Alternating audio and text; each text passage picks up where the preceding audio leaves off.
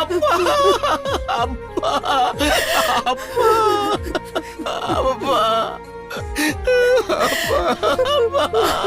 আব্বা আব্বা কিভাবে ছেড়ে গেল আব্বা আব্বা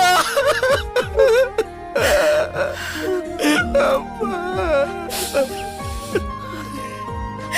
দেখ মা দেখ, তোর বাবার জন্য কাঁদতে কাঁদতে একদম শেষ হয়ে যাচ্ছে। তোর বাবা বেঁচে থাকতে ওসিয়ত করে গিয়েছিলেন এই বাড়ি গাড়ি সয় সম্পত্তি ফ্যাক্টরি সব সাগরের হাতে তুলে দিবে।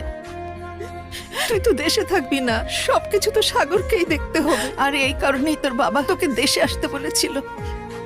গীতা, বাবার লাশ দাফনের আগে যদি বাবার শেষ ইচ্ছাটা পূরণ করা যেত। তোমরা এই সময় কেন এসব বলতেছো? কখন বলবো, বাবাই তো বলে গেছেন। তাছাড়া বাবার লাশ দাফনের আগে যদি বাবার শেষ ইচ্ছা পূরণ করা হয়, বাবার আত্মা শান্তি পাবে। বুঝতে পারছিস না কেন? কষ্ট তোর একা লাগছে না মা, কষ্ট তো আমাদেরও লাগছে না কি?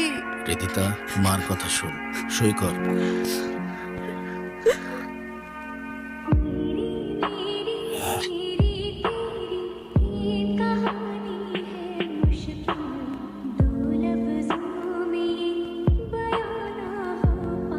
এই বাড়িতে আপনাদের পরিবারের একজন ইন্তেকাল করেছেন আর আপনারা সম্পত্তি ভাগাভাগি করছেন। তুই কে যে আমাদের পারিবারিক আলোচনার মধ্যে ঢুকে গিয়েছিস? খালিদ, রিদিতা ম্যামের পার্সোনাল বডিগার্ড। মারা যাবার আগে এনায়েত সাহেব আমাকে অ্যাপয়েন্ট করে গেছেন আপনার সেফটির জন্য। পরবর্তী 3 সপ্তাহ রিদিতা ম্যামের সামনে কে যাবে, খাবে, কে কথা বলবে কিংবা কোথায় সাইন করবে সবকিছুই হবে আমার পারমিশনে। এটা কি মামার বাড়ির আব্বা? বললেই মানতে হবে। হু আর ইউ? আমি কারোর থেকে পারমিশন চাইনি কিংবা কাউকে রিকোয়েস্ট করি। আমি আলটিমেটাম দিয়েছি, এখন কেউ পরিবারের বাইরে হোক কিংবা ভেতরে, রিদিতা ম্যামের সেফটির ব্যাপারে আমি কারোর ইন্টারাপশন অ্যালাউ করব না। লাশ সামনে রেখে দুনিয়াবি হিসাব নিকাশ শোনার জন্য চরম অসম্মানের। আপনারা সবাই দ্রুত জানাজা ও দাফনের ব্যবস্থা করুন। এইদিকে আয়।